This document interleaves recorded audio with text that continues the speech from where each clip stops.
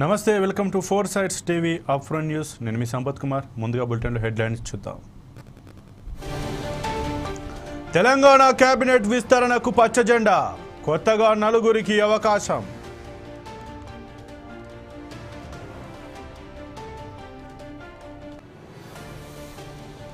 టన్నెల్లో మరో మృతదేహం లభ్యం, కన్వేయర్ బెల్ట్కు 50 మీటర్ల దూరంలో గుర్తింపు.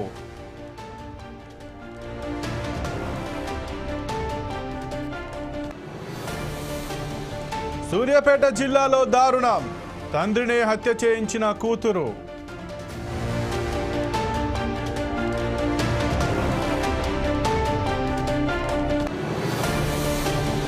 కేసీఆర్ పై నిరాధార ఆరోపణలు సరికాదు, బండి వ్యాఖ్యలపై ఎమ్మెల్సీ శ్రవణ్ ఆగ్రహం.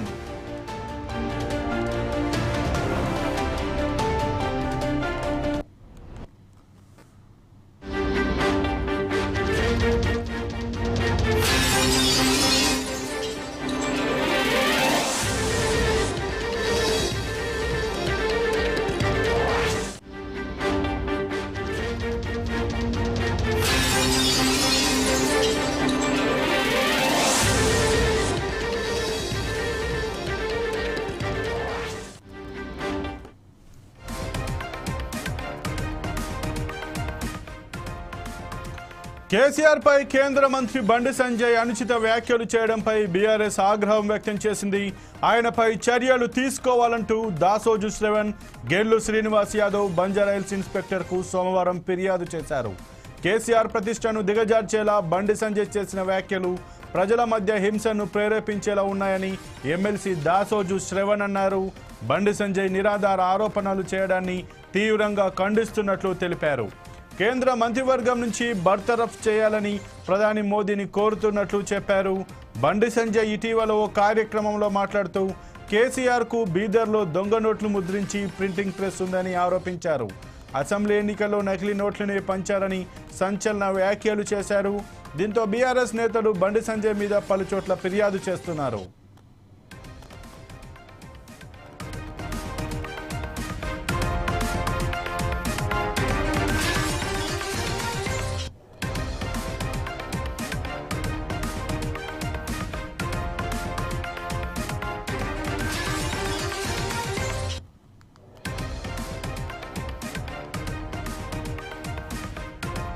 కేసీఆర్ పై కేంద్ర మంత్రి బండి సంజయ్ అనుచిత వ్యాఖ్యలు చేయడంపై బీఆర్ఎస్ ఆగ్రహం వ్యక్తం చేసింది.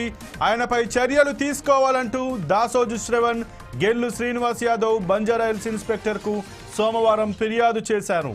కేసీఆర్ ప్రతిష్టను దిగజార్చేలా బండి సంజయ్ చేసిన వ్యాఖ్యలు ప్రజల మధ్య హింసను ప్రేరేపించేలా ఉన్నాయని ఎమ్మెల్సీ దాసోజు శ్రవణ్ అన్నారు. బండి సంజయ్ నిరాధార ఆరోపణలు చేయడాన్ని తీవ్రంగా ఖండిస్తున్నట్లు తెలిపారు. కేంద్ర మంత్రివర్గం నుంచి బర్తరఫ్ చేయాలని ప్రధాని మోదీని కోరుతున్నట్లు చెప్పారు. బండి సంజయ్ ఇటీవల కార్యక్రమంలో మాట్లాడుతూ కేసీఆర్కు బీదర్లో దొంగ నోట్లు ముద్రించే ప్రింటింగ్ ప్రెస్ ఉందని ఆరోపించారు. అసెంబ్లీ ఎన్నికల్లో నకిలీ నోట్లనే పంచారని సంచలన వ్యాఖ్యలు చేశారు. దీంతో బీఆర్ఎస్ నేతలు బండి సంజయ్ మీద పలుచోట్ల ఫిర్యాదు చేస్తున్నారు.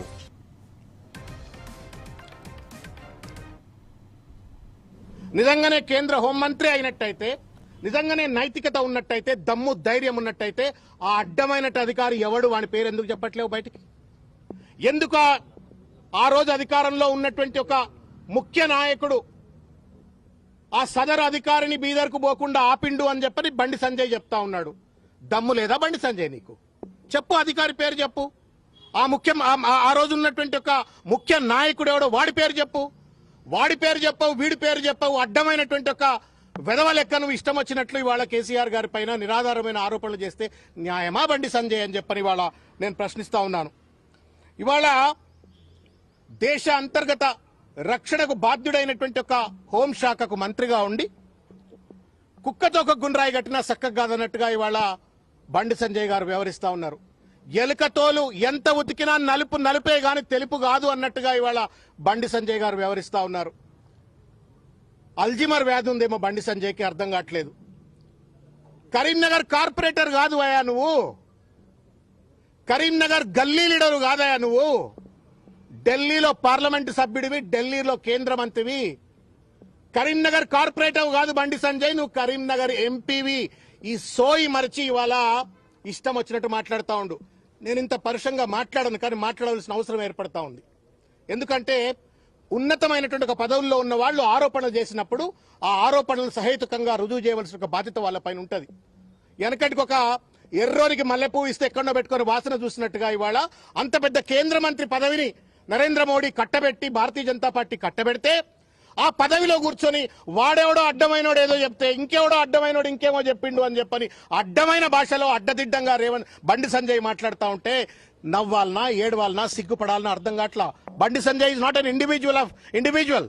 బండి సంజయ్ భారతీయ జనతా పార్టీ నాయకుడే కాదు. బండి సంజయ్ నా భారత ప్రభుత్వానికి కేంద్ర మంత్రి కూడా. ఒక మంత్రి హోదాలో ఉండి తెలంగాణ తొలి ముఖ్యమంత్రి, ఇవాళ శాసనసభ్యుడు, leader of the opposition, Telangana జాతిపిత కేసీఆర్ పైన ఇష్టం వచ్చినట్టు ఆరోపణలు చేస్తా ఉంటే సిగ్గు శరం లేదా బండి సంజయ్ నీకు? అసలు నువ్వు లా చదువుకున్నావా? లా చదువుకోపోయి అసలు నీకు చదువచ్చా చెప్పు నాకు. నీకు చదువు రాదని అనిపిస్తా ఉంది. సిగ్గు ఎగ్గు లేదు బండి సంజయ్కి. వాడెవడో సన్నాసిగాడు చెప్పిండు అని చెప్పని మీడియా ముఖంగా అడ్డదిండగా మాట్లాడే ముందు పో మెజిస్ట్రేట్ దగ్గరికి పో, పోలీస్ స్టేషన్కి పో, కంప్లైంట్ లాడ్జ్ చేయి. Who prevents you to stop the enquiry? ఎవరు ఆపుతా ఉన్నారు నేను బండి సంజయ్ ఎంక్వైరీ చేయకుండా?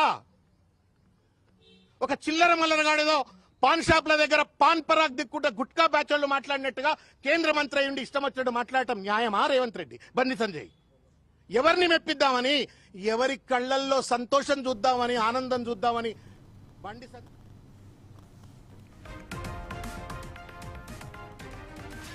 కేసీఆర్ పై కేంద్ర మంత్రి బండి సంజయ్ అనుచిత వ్యాఖ్యలు చేయడంపై బీఆర్ఎస్ ఆగ్రహం వ్యక్తం చేసింది. ఆయనపై చర్యలు తీసుకోవాలంటూ దాసోజు శ్రవణ్, గెల్లు శ్రీనివాస్ యాదవ్ బంజారాహిల్స్ ఇన్స్పెక్టర్ కు సోమవారం ఫిర్యాదు చేశారు. ఇక బండి సంజయ్ ఏం వ్యాఖ్యలు చేశారో ఒకసారి చూద్దాం. కుటుంబ పాలన, ఒక అవినీతి పాలన, ఒక మూర్ఖత్వ పాలనతో తెలంగాణ మొత్తం సర్వనాశనం అయిపోయింది. ధనిక రాష్ట్రం అప్పుల పాలైంది, కానీ ఒక కుటుంబం మాత్రం ధనికులు అయిపోయిన వాళ్ళు. మామూలు పాస్పోర్ట్ దందా చేసి, దొంగ నోట్ల దందా చేసే కుటుంబం ఇలా 1000 కోట్లు సంపాదించింది. అక్కడ బీదర్ల, మీ అందరికీ ఇన్నోళ్ళు చెప్పిన విషయం చెప్తారు. బీదర్లా ఇదే టీఆర్ఎస్ పార్టీ అగ్రనాయకుడికి ప్రింటింగ్ ప్రెస్ ఉండేరా?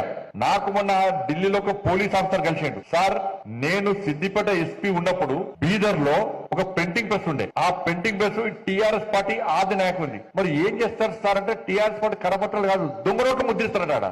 దొంగ నోట్లు ముద్రించే ప్రింటింగ్ ప్రెస్ బీదర్ లో ఉన్నది.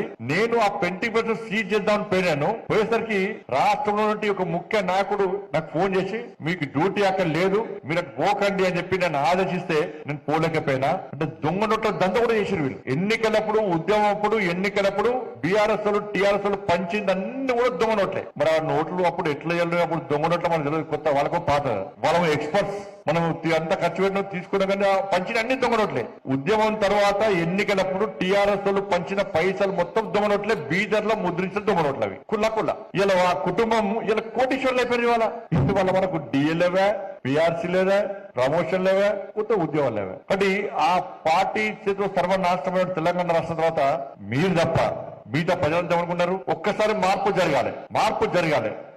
జరిగితే ఇవాళ తెలంగాణ రాష్ట్రం కొంచెం బాగుపడతారు. ఈ కుటుంబ కబంధాస్తాల నుంచి తెలంగాణ రాష్ట్రాన్ని సాధించుకోవాలని చెప్పి మార్పు కోరుకున్న ప్రజలు భారతీయ జనతా పార్టీకి ఓటేయాలా, తప్పిపోయి కాంగ్రెస్ పార్టీకి ఓటేసారు. ఇప్పుడు కాంగ్రెస్ పార్టీకి ఓటేస్తే పరిస్థితి ఏంటి? వల్ల పెయిన్ మీకలు పోయి పోయేవాడు అంటే అయిపోయింది. నా ఘర్కా నా ఘాట్ కన్నా పరిస్థితి అయిపోయింది. ఇవాళ పరిస్థితి ఏంటో ఒక్కసారి ఆలోచించండి.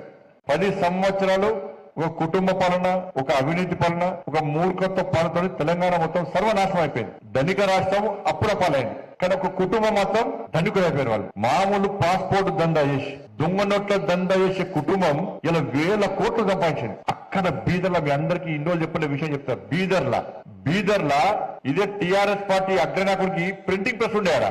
నాకు మొన్న ఢిల్లీలో ఒక పోలీస్ ఆఫీసర్ కలిసిండు. సార్, నేను సిద్దిపేట ఎస్పీ ఉన్నప్పుడు బీదర్ లో ఒక ప్రింటింగ్ ప్రెస్ ఉండే. ఆ ప్రింటింగ్ ప్రెస్ టీఆర్ఎస్ పార్టీ ఆది నాయకుడిది. మరి ఏం చేస్తారు సార్ అంటే, టీఆర్ఎస్ పార్టీ కరపత్రాలు కాదు, దొంగ నోట్లు ముద్రిస్తారట.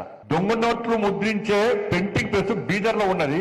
నేను ఆ ప్రింటింగ్ ప్రెస్ సీజ్ చేద్దామని పోయాను. పోయేసరికి రాష్ట్రంలో నుండి ఒక ముఖ్య నాయకుడు నాకు ఫోన్ చేసి, మీకు డ్యూటీ అక్కడ లేదు, మీరు పోకండి అని చెప్పి నన్ను ఆదేశిస్తే నేను పోలేకపోయినా. అంటే దొంగ నోట్ల దంద కూడా చేసారు వీళ్ళు. ఎన్నికలప్పుడు, ఉద్యమం అప్పుడు, ఎన్నికలప్పుడు బీఆర్ఎస్ టీఆర్ఎస్ పంచింది అన్ని కూడా దొంగ నోట్లే. మరి ఆ నోట్లు ఓట్లు అప్పుడు ఎట్లా వెళ్ళి అప్పుడు దొంగ నోట్ల మనకు తెలియదు, కొత్త వాళ్ళకు పాత వాళ్ళ ఎక్స్పర్ట్స్. మనం అంత ఖర్చు పెట్టిన తీసుకున్నా కానీ పంచిన అన్ని దొంగ నోట్లే. ఉద్యమం తర్వాత ఎన్నికలప్పుడు టీఆర్ఎస్ వాళ్ళు పంచిన పైసలు మొత్తం దొంగ నోట్లే, బీదర్ లో ముద్రించిన దొంగ నోట్లు అవి కుళ్ళ. ఇలా ఆ కుటుంబం ఇలా కోటీశ్వర్లు అయిపోయింది. ఇవాళ మనకు డిఏ లేవా, పిఆర్సీ లేదా, ప్రమోషన్ లేవా, కొత్త ఉద్యోగాలు లేవా. కాబట్టి ఆ పార్టీ చేతిలో సర్వనాశనమైన తెలంగాణ రాష్ట్రం తర్వాత మీరు తప్ప మిగతా ప్రజలంతా ఏమనుకున్నారు, ఒక్కసారి మార్పు జరగాలి. మార్పు జరిగితే ఇవాళ తెలంగాణ రాష్ట్రం కొంచెం బాగుపడతాడు. ఈ కుటుంబ కబంధాస్తాల నుంచి తెలంగాణ రాష్ట్రాన్ని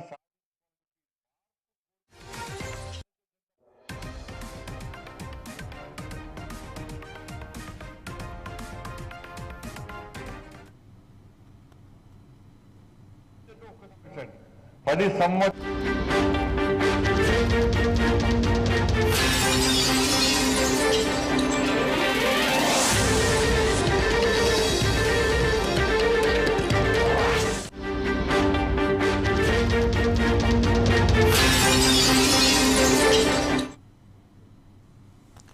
నాగర్ కర్నూలు జిల్లాలోని ఎస్ఎల్బీసీ టన్నెల్లో మరో మృతదేహాన్ని గుర్తించారు.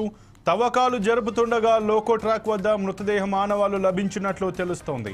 ఇక్కడ తొలుత దుర్వాసన వస్తున్నట్లు సిబ్బంది గుర్తించారు. అనుమానిత ప్రాంతాలు D1, D2 కాకుండా మరో చోట తవ్వకాలు జరుపుతుండగా ఈ మృతదేహం ఆనవాళ్లు లభించాయి. ఈ ఘటనపై అధికారులు ఇంకా ధృవీకరించలేదు. దీని ధృవీకరణకు అధికారులు టన్నెల్ లోపలికి వెళ్లారు.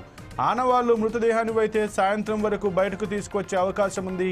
ఎస్ఎల్బీసీ టన్నెల్ కూలిన ఘటనలో 8 మంది కార్మికులు గల్లంతు కాగా ఇటీవల ఒకరి మృతదేహం లభ్యమైంది.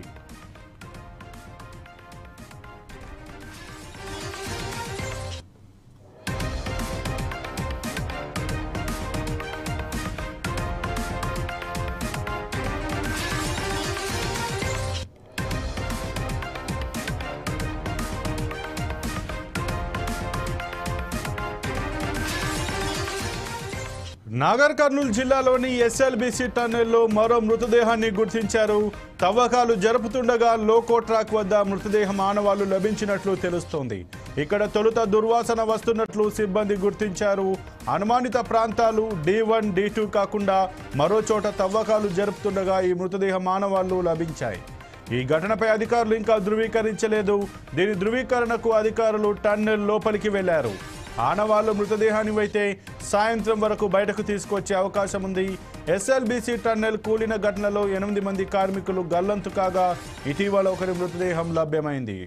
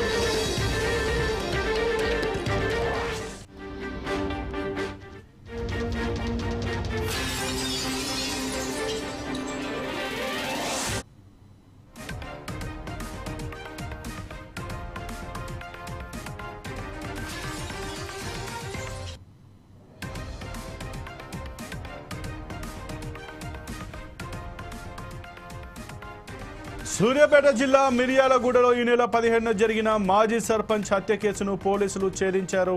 రాజకీయ ఆధిపత్యం కోసం కూతుళ్లు అల్లుళ్ళు కలిసి హత్య చేసినట్లు పోలీసులు నిర్ధారించారు. కేసుకు సంబంధించిన వివరాలను ఎస్పీ నరసింహ సోమవారం జిల్లా పోలీస్ కార్యాలయంలో వెల్లడించారు. మిర్యాల గ్రామానికి చెందిన మాజీ సర్పంచ్ మెంచు చక్రయ్య గౌడ్కు 5 కూతుళ్లు. చక్రయ్య గౌడ్ గతంలో సర్పంచ్గా పనిచేయడంతో గ్రామంలో మంచి పలుకుబడి ఉంది. దీంతో తన 3వ కూతురు సునీతను సర్పంచ్గా, అల్లుడు కనకటి వెంకన్నను PSCS చైర్మన్గా గెలిపించుకున్నాడు. అయితే తాము పదవుల్లో ఉన్నప్పటికీ గ్రామంలో పలుకుబడి మాత్రం చక్రయ్యకే ఉండడంతో అల్లుడు వెంకన్న పగ పెంచుకున్నాడు. ఇటీవల జరిగిన బొడ్రాయి వార్షికోత్సవంలో సైతం చక్రయ్య పెత్తనం చేయడంతో వెంకన్న తట్టుకోలేకపోయాడు. దీంతో ఎలాగైనా మామ అడ్డు తొలగించుకోవాలని నిర్ణయించుకున్నాడు. ఈ క్రమంలో భార్య సునీతతో పాటు ఆమె తోబొట్టువులు స్వరూప, కనకటి కళ్యాణి, వారి భర్తలు ఉప్పలయ్య, లింగయ్యతో కలిసి చక్రయ్యను హత్య చేసేందుకు ప్లాన్ చేశాడు. వీరికి మరో కూతురు అల్లుడు జక్కి స్వరూప పరమేశ్ సహకరించారు.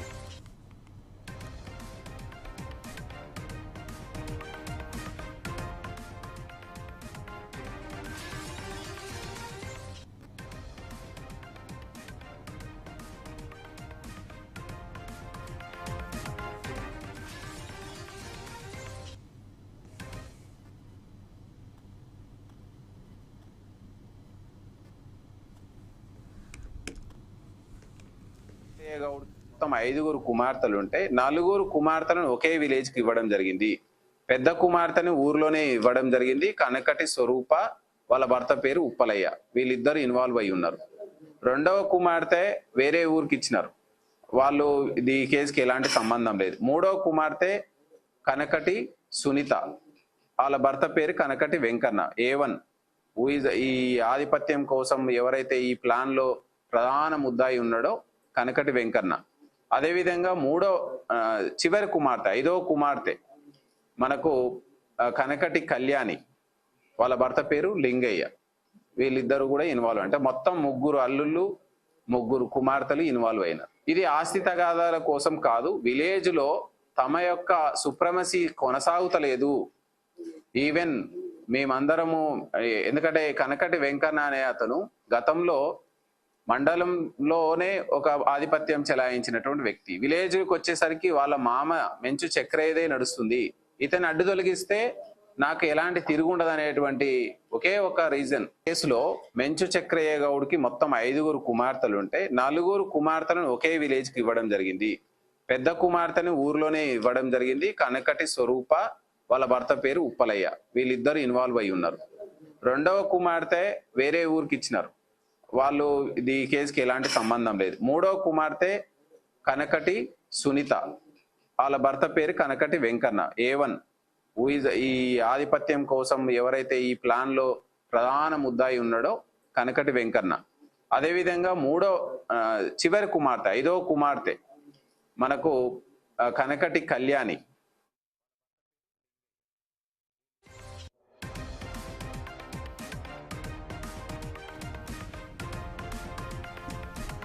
సూర్యాపేట జిల్లా మిర్యాలలో ఈ నెల 15న జరిగిన మాజీ సర్పంచ్ హత్య కేసును పోలీసులు ఛేదించారు.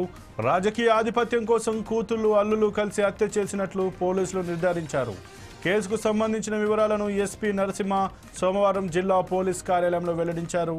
మిర్యాల గ్రామానికి చెందిన మాజీ సర్పంచ్ మెంచు చక్రయ్య గౌడ్కు 5 కూతుళ్లు.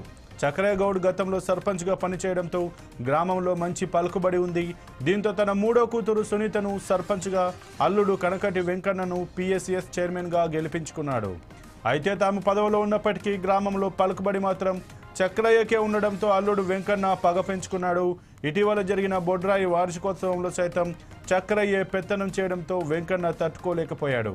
దీంతో ఎలాగైనా మామ అడ్డు తొలగించుకోవాలని నిర్ణయించుకున్నాడు. ఈ క్రమంలో భార్య సునీతతో పాటు ఆమె తోబుట్టువులు స్వరూప, కనకటి కళ్యాణి, వారి భర్తలు ఉప్పలయ్య, లింగయ్యతో కలిసి చక్రయ్యను హత్య చేసేందుకు ప్లాన్ చేశాడు. వీరికి మరో కూతురు అల్లుడు జక్కి స్వరూప పరమేశ్ సహకరించారు.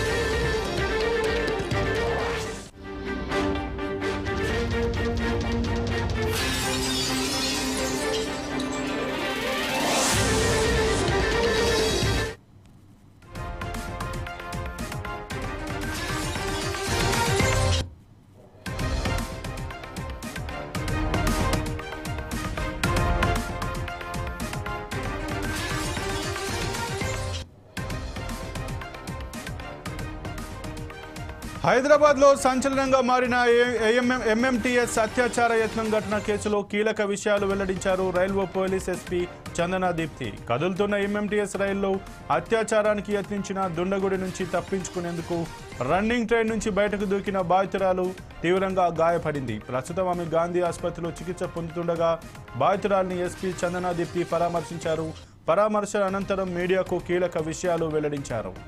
ఆదివారం సాయంత్రం 26 ఏళ్ల వయసు ఉన్న ఓ యువతి సికింద్రాబాద్ నుంచి మేడ్చల్కు వెళ్లేందుకు ఎంఎంటీఎస్ ట్రైన్లోని లేడీస్ కంపార్ట్మెంట్లో ఎక్కింది. తాను ఎక్కిన సమయంలో ఆ లేడీస్ కంపార్ట్మెంట్లో మరో 2 మహిళలు ఉన్నారు. కాగా మధ్యలో పురుషుడు కూడా ఎక్కాడు. ఆ 2 మహిళలు అల్వాల్ స్టేషన్లో దిగిపోయారు. వాళ్ళు దిగిపోగానే అదే కంపార్ట్మెంట్లో ఉన్న వ్యక్తి బాధిత యువతి వద్దకు వచ్చి ఆమెను గట్టిగా పట్టుకున్నాడు. ఆ దుండగుడు ఆమెను తన గదికి రావాలని అడిగాడు. ఒప్పుకుంటే వదిలేస్తాడేమో అని భావించి సరే అని చెప్పింది బాధితురాలు. అప్పటికి వదిలేసినప్పటికీ తర్వాత కూడా తనని వదిలిపెట్టడేమో, ఏమైనా చేస్తాడేమో అంటూ ఆ యువతి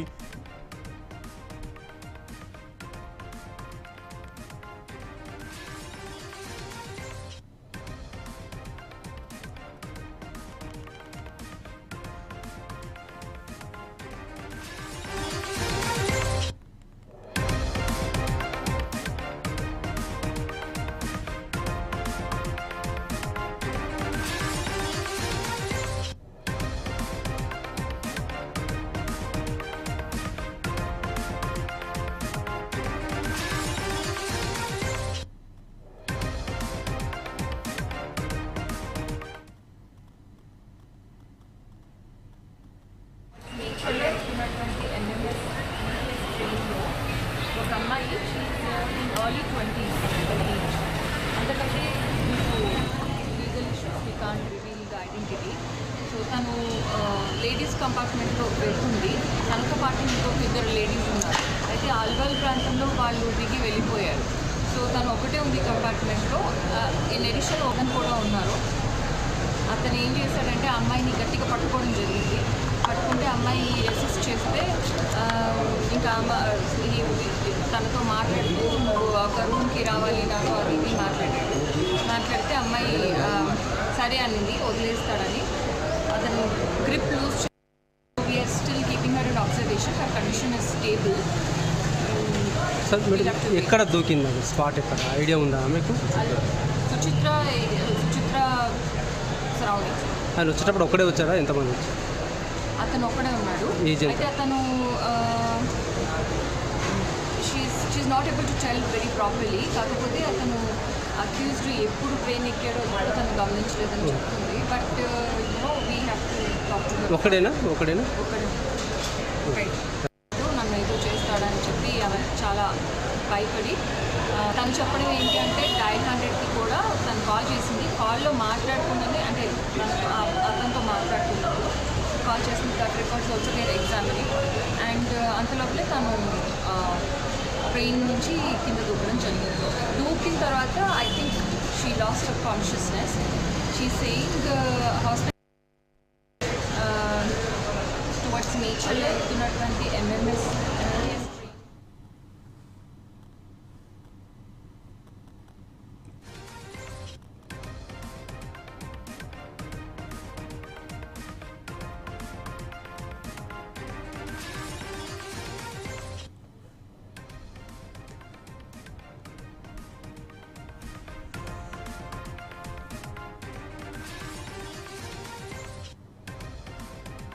హైదరాబాద్లో సంచలనంగా మారిన ఎంఎంటీఎస్ అత్యాచార యత్నం ఘటన కేసులో కీలక విషయాలు వెల్లడించారు railway police SP Chandana Deepti.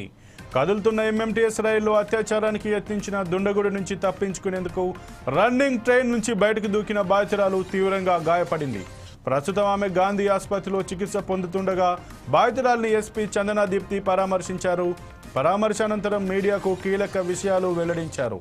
ఆదివారం సాయంత్రం 26 ఏళ్ల వయసు ఉన్న ఓ యువతి సికింద్రాబాద్ నుంచి మేడ్చల్కు వెళ్లేందుకు ఎంఎంటీఎస్ ట్రైన్లోని లేడీస్ కంపార్ట్మెంట్లో ఎక్కింది. తాను ఎక్కిన సమయంలో ఆ లేడీస్ కంపార్ట్మెంట్లో మరో 2 మహిళలు ఉన్నారు. కాగా మధ్యలో పురుషుడు కూడా ఎక్కాడు. ఆ 2 మహిళలు అల్వాల్ స్టేషన్లో దిగిపోయారు. వాళ్ళు దిగిపోగానే అదే కంపార్ట్మెంట్లో ఉన్న వ్యక్తి బాధిత యువతి వద్దకు వచ్చి ఆమెను గట్టిగా పట్టుకున్నాడు. ఆ దుండగుడు ఆమెను తన గదికి రావాలని అడిగాడు. ఒప్పుకుంటే వదిలేస్తాడేమో అని భావించి సరే అని చెప్పింది బాధితురాలు. అప్పటికి వదిలేసినప్పటికీ తర్వాత కూడా తనని వదిలిపెట్టడేమో, ఏమైనా చేస్తాడేమో అనే భయంతో ఆ బాధిత మహిళ ట్రైన్ నుంచి దూకింది.